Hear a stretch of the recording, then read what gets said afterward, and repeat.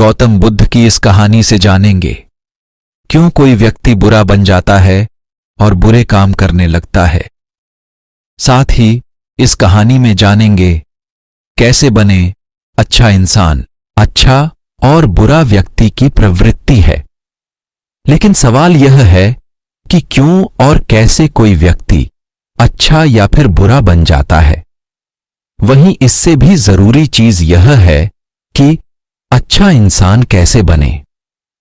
आज संसार में चारों ओर बुराई ही बुराई है। दंगे फसाद, लड़ाई झगड़े, हत्या और आपराधिक कामों से जुड़ी खबरों की कोई कमी नहीं है। इसका कारण है इंसान का बुरा बनना।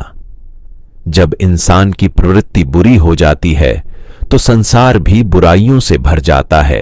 एक गांव में एक शातिर चोर रहता था। पूरा गांव उस चोर के बारे में जानता था, लेकिन इसके बावजूद भी कोई उसे पकड़ नहीं पाया। उस शातिर चोर ने अपना संपूर्ण जीवन चोरी करने में लगा दिया।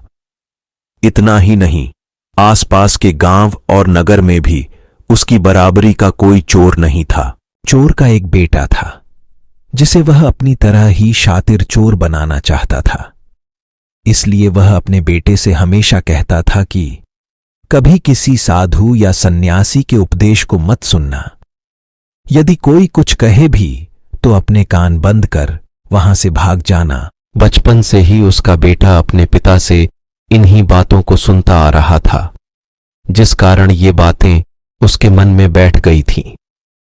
ऐसे में बड़ा होकर बेटा भी अपने पिता की तरह शातिर चोर बन गया। एक दिन उसे बड़ा लालच आया और वह राजा के महल में चोरी करने के उद्देश्य से जाने लगा। तभी रास्ते में लोगों की भीड़ नजर आई।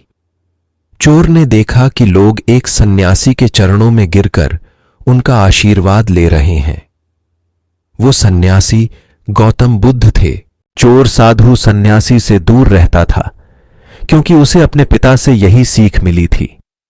लेकिन भगवान बुद्ध को देख वह उनकी ओर आकर्षित हो गया। इसका कारण यह है कि पहली बार उसे किसी तेजस्वी व्यक्ति के दर्शन हुए थे। अचानक उसे पिता की बात याद आ जाती है कि साधु सन्यासियों से दूर रहना चाहिए।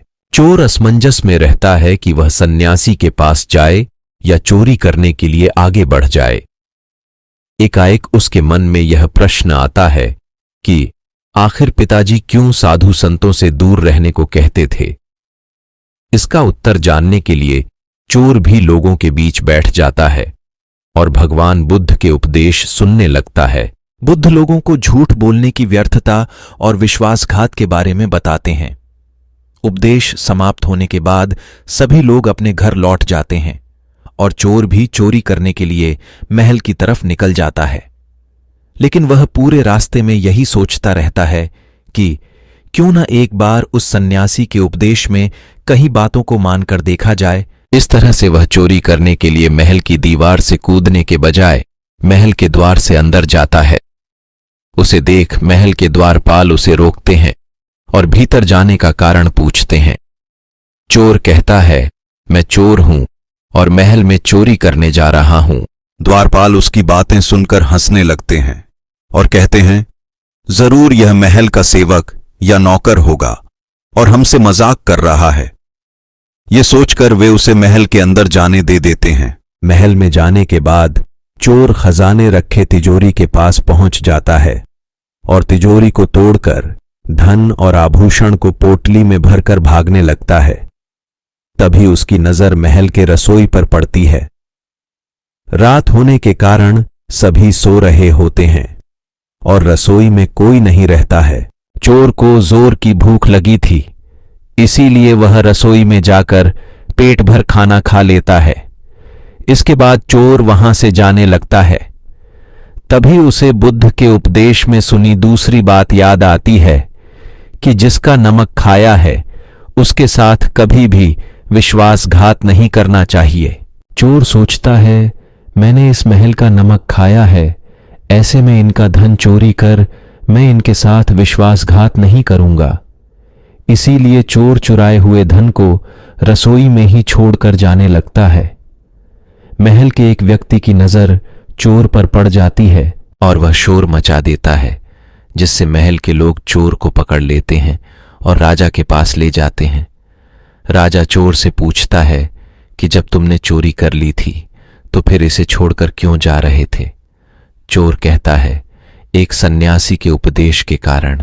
चोर की बात से राजा प्रभावित होते हैं और उससे कहते हैं, अगर तुमने ऐसे उपदेश बचपन से ही सुने होते तो तुम कभी चोर बनते ही नहीं।